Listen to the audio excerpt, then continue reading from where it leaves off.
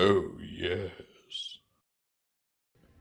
Welcome back once again, everyone. Today we're taking a look at the new Transformers War for Cybertron Earthrise Battlemaster Decepticon Doublecrosser.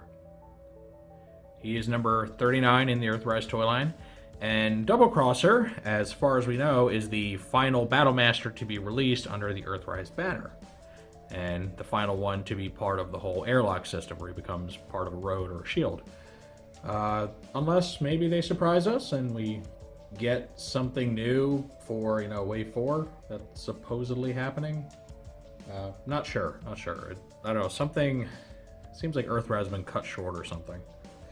But this does make him our first Decepticon Battlemaster that is airlock compatible. The previous two being an Autobot and being a Quintesson aligned character. So that's pretty cool. He's also unique in that he becomes an intersection. And you can see he's got the connections going 4 ways here, so that's pretty cool. So, if you've seen my reviews before, you know how this goes. We'll take a good look at his packaging, open it up. We'll see the map piece, which you might be able to tell is hiding back here, the instructions, and then we'll see Doublecrosser himself in both his shield/road mode and then his robot mode. Do some group shots today just to see how he interacts with other figures, and then at the end of the video, I'll give my final thoughts. So Doublecrosser comes in your standard packaging for an Earthrise Battlemaster. You got the logo, size, class, name, number, all that. Some pretty cool artwork of him on the front, and if you didn't already notice, he has 2 heads, which, Doublecrosser, get it? He's got 2 heads. Also works because he's a 2-way crossing. Works at many levels. And he's Decepticon, so, probably rather dubious. One big difference between the artwork and the finished product is that his arm shields on the artwork are gray like the rest of his arms. Here they're left unpainted, but his arms are made of that clear red plastic, like a good chunk of his body there. You can see his little peg here, just kind of showing on the chest. Blast effect, which, is that the same one? I don't think it's the same one that comes with sound barrier. It is similar though. Turn around here, the renders. Kind of gives him a glow effect on the translucent plastic, and just shows him in the robot and, road, shield modes, whatever you want to call it. Looks like he's connecting to, it looks like Fast Track. I wasn't aware that Fast Track actually had an airlock connection. That's cool.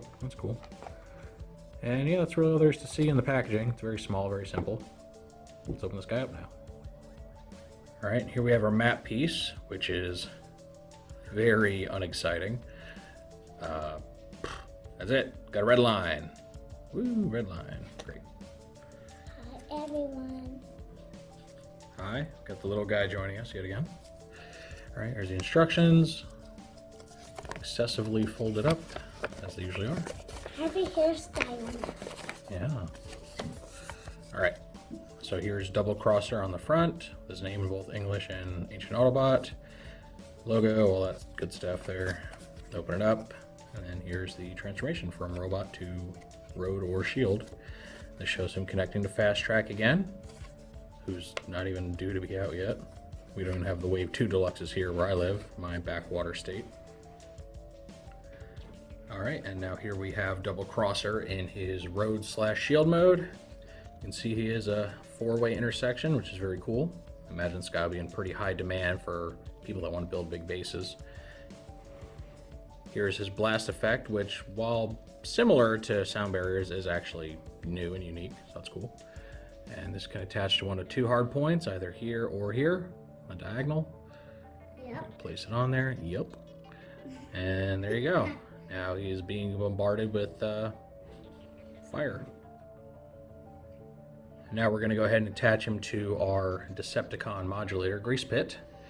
This poor guy has been broken out so many times since I bought him because I still don't have Airwave, because like I said, I live in a backwater state. So, no new deluxes here.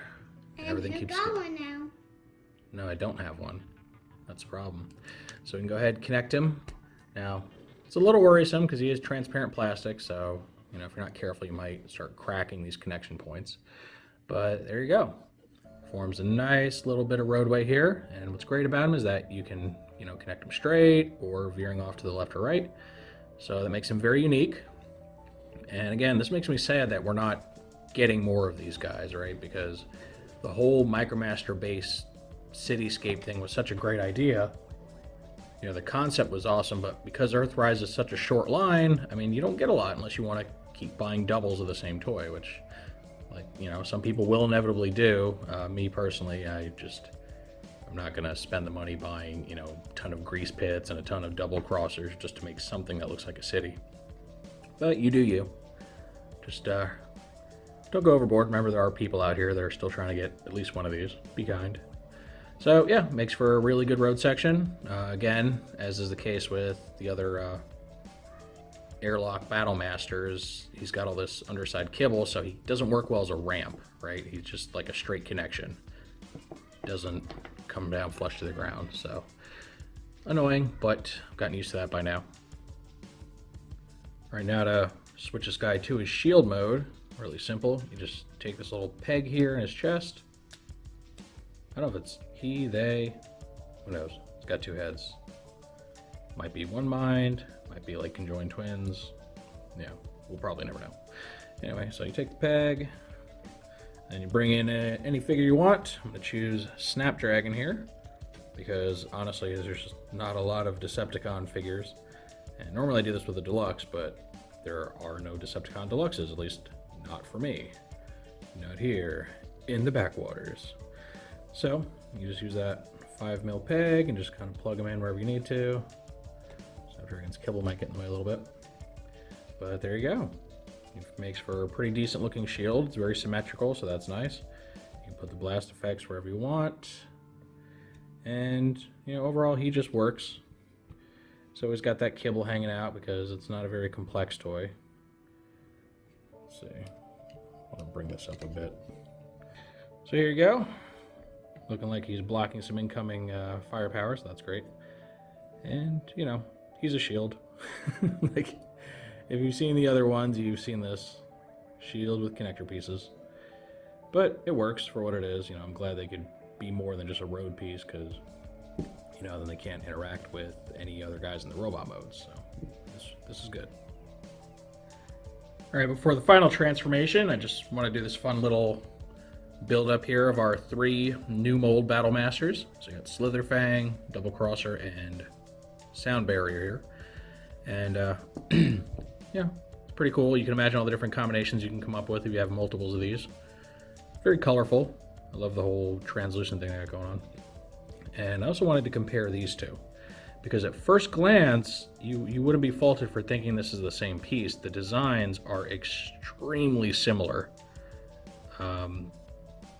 You know, I don't know why they made them this close to each other, but they are not the same. The proportions are actually different between them.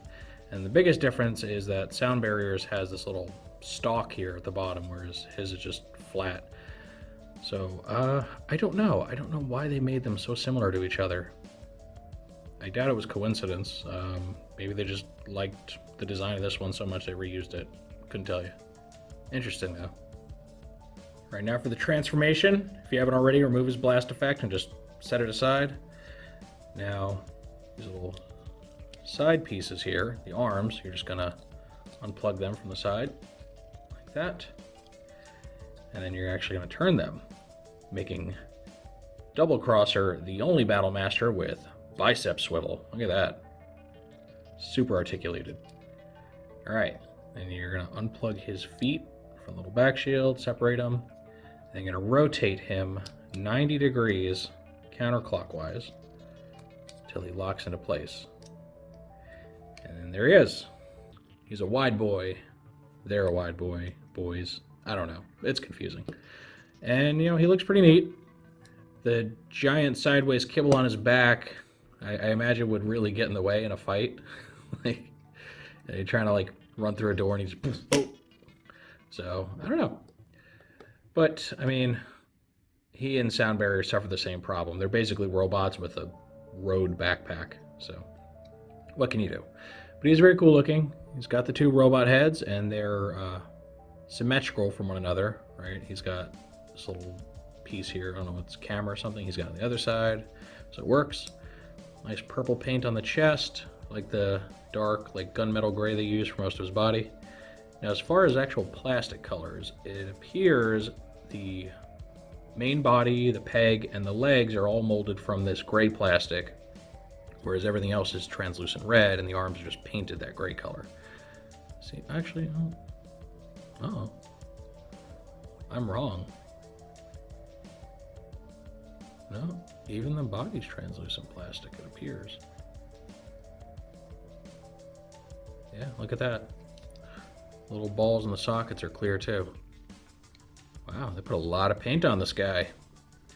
Imagine he ate up the paint budget for some other toys. Well, either way, he looks really cool. I'm digging him.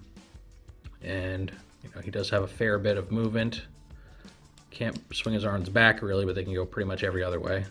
It's a shame his heads don't move. It'd be cool if they could like look in two different directions at once. And then the legs are, you know, standard ball joints with a natural, like, molded in tilt to the ankles. And he just looks neat. They look neat. I don't know. I do know that it's a satisfying little figure though. And he's very bulky for his size class too. Got a fair bit of mass to him, so that's nice. And here's one more group shot with the other two Battlemasters from Earthrise. And you can see they all strike a very different silhouette with each other, which is great. While these two are both humanoid, Sound Barrier comes off as being more lean and tall, whereas Doublecrosser is just really kind of squat and wide, so that's good. They don't look like they're the same thing.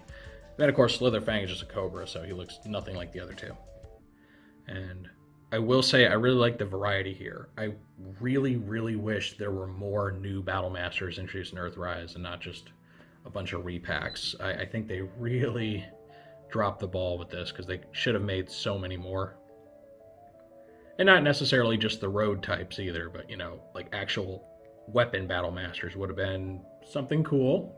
They really just, I don't know. I can't help but keep feeling like Earthrise was cut short. Like, they borrowed some things over from Earthrise to put into Siege to flesh it out, and then they just didn't really like come up with anything on the back end of Earthrise to help flesh it out, so it feels very truncated. And it really is a shame.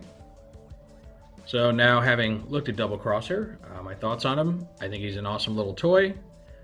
You know, I don't think shields are the most exciting alternate mode, but, you know, they double as roads for your Micromaster base, so they're serving a function.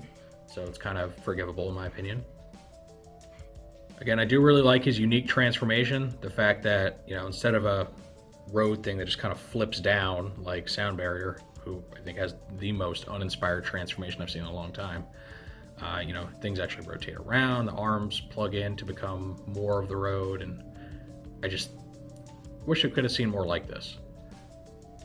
The paint on this guy is excellent. There's not too many different colors going on, but they used a lot of paint on him, so I gotta give him props for not cheaping out. The only possible negative I have to say about this guy, and it's really just completely subjective on my part, his blast effect, I wish it would have been more unique and not just like almost a carbon copy of Sound Barriers. I don't know why that decision was made. I mean, they're even the exact same color, so weird choices were made there. But overall, I recommend it. Makes for a good Battlemaster, good addition to your Micromaster playset, and imagine he'll be quite popular, which also means hard to find. So I would get out there, you know, and try to find him before he just disappears from shelves completely. Find it odd that he's released so far ahead of the other size classes in his wave, but, you know, distribution's just all over the place lately anyway. Anywho, now that I've said my piece, what I really want to know is what you guys think of this. Do you think Doublecrosser's been worth the wait? Do you like his design, or are you just not feeling it? Do you want to pick this guy up? Do you want to pick multiples up? Any and all feedback, of course, is always welcome in the comments section. If you enjoyed this review, make sure to toss it a like, let YouTube know you want to see more stuff like this. If you do want to see more like this, make sure to subscribe and hit the notification bell so you always get a heads up when I post something new. I thank you for joining me for this look at the new and probably final Battlemaster in the Earthrise toy line, Doublecrosser. And with all that said, I will see you next time.